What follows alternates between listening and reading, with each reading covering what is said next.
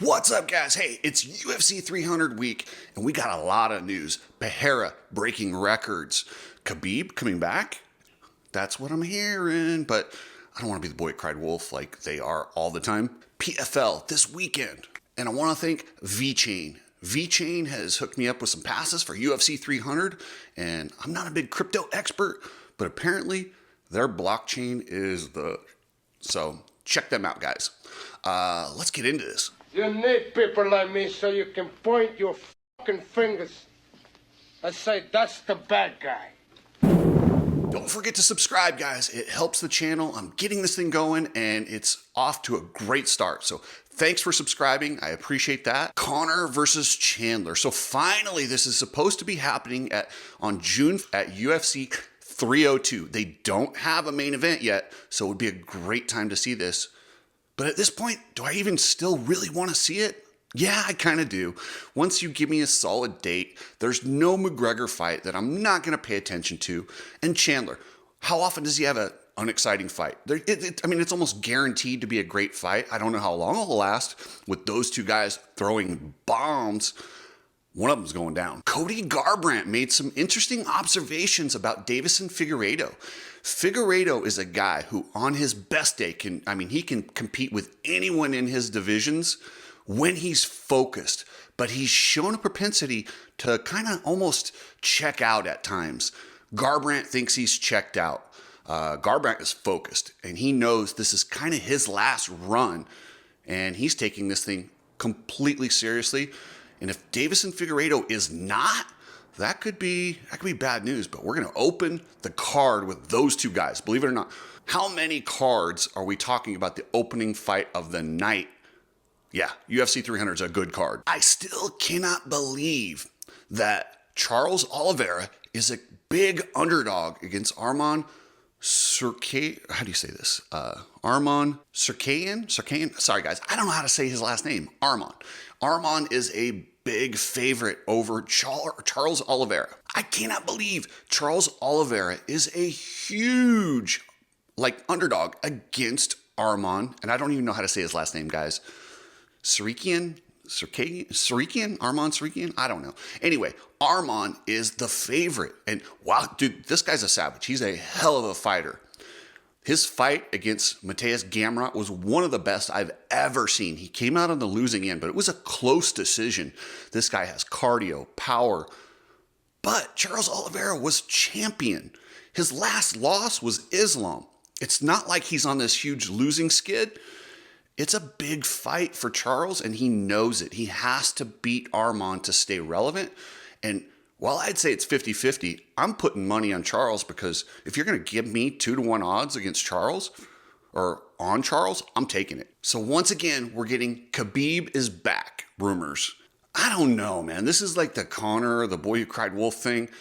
And that's a part of the reason I was disappointed at the UFC 300 main event because I was told it was going to be Leon versus Khabib, and they tried to make that happen. They genuinely tried to make that happen, and that's what Dana was hoping for. It didn't happen, but is it still going to happen at some point? I guess $150 million is what they're offering Khabib to come out of retirement. Yeah, while he's a guy that stands on his principles, 150 million is 150 million.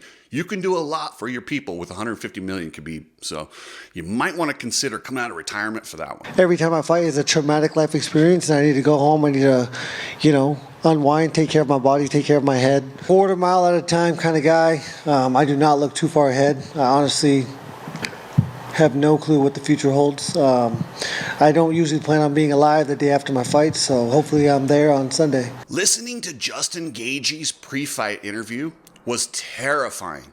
This dude talks about his fights as being a traumatic experience, and it's true. For me, as every time I fight is a traumatic life experience, and I need to go home. I need to, unwind, take care of my body, take care of my head. And saying he doesn't plan on being alive the day after his fights. I don't usually plan on being alive the day after my fights, so hopefully I'm there on Sunday. That's a crazy look into his mentality, but that's how he fights. He does fight like that. there is no tomorrow. He said he lives a quarter mile at a time.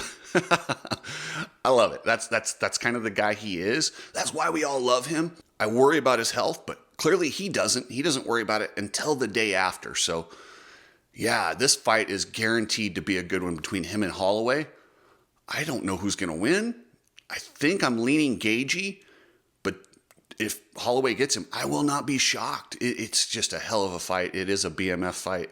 And as we get closer, I get more excited. And hearing Gaethje say stuff like, I don't plan on being alive the day after my fight, whoo, that is some heavy, heavy stuff. And would explain why his fights are a traumatic experience. That, and I mean, the hits that this guy has taken. Yeah, I mean, the brain trauma, like, yeah, he definitely has to give himself time after these events to heal up. In addition to UFC 300, let's not forget, the PFL is here. The PFL has some really good fights on Friday night.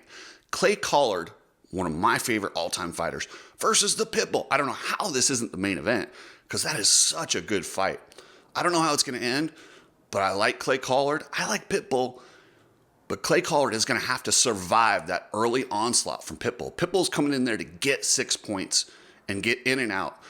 And Collard has a tendency to take a lot of punches and then wear guys down, kind of like a Diaz type fight. He's going to have to survive that. I don't know if he can, but I sure hope he does. And I'm excited to see that fight. Then there's a guy on the card, Mads Brunell. He's a 155-pounder. Not a lot of people know who he is. He might be the best 155-pounder I've ever seen. I saw him doing some sparring over at Extreme Couture and putting down UFC veterans. You know, they do the rotate in, get a fresh guy every round. There were some high-level guys coming in to spar with him, and he was just making mincemeat of them. I'm like, who is that guy? Because he doesn't look he's not real intimidating. If you saw him on the street, you wouldn't be scared. He doesn't look like Alex Pereira, but this guy's good. He might win this whole thing. Mads Brunell, remember that name because you're going to hear it quite a bit. And then also on the PFL card is, I don't know how to say his first name, but the last name is Sais, S-Y, that kind of karate Venom Page style fighter. Dude is fun to watch. You don't want to miss that one. So, man, we got a lot of fights this weekend, guys. And to see Alex Pereira hitting the punch meter at the UFC PI, the one that they said Francis Ngannou hit and set this record of 129,000 of something. Pereira hit it and hit 100. He didn't just beat it. He smashed it, 194,000. What? Are you kidding me? That has got to put fear in anyone. Like, I don't know who you are. If you get hit by somebody with that kind of power, it doesn't even have to be a clean shot. That's got to scare Jamal Hill just a little bit. But we all know you can hit Alex Pereira. If you hit Alex Pereira, Izzy knocked him out. He will go down, and it's not like he's never been knocked out. But man, he's got a power that's just scary. So anyway, guys, thanks for everything. The channel's killing it so far. Subscribe, and I appreciate it. And thank you to VChain for the UFC 300 hookup. Thanks, guys. Later.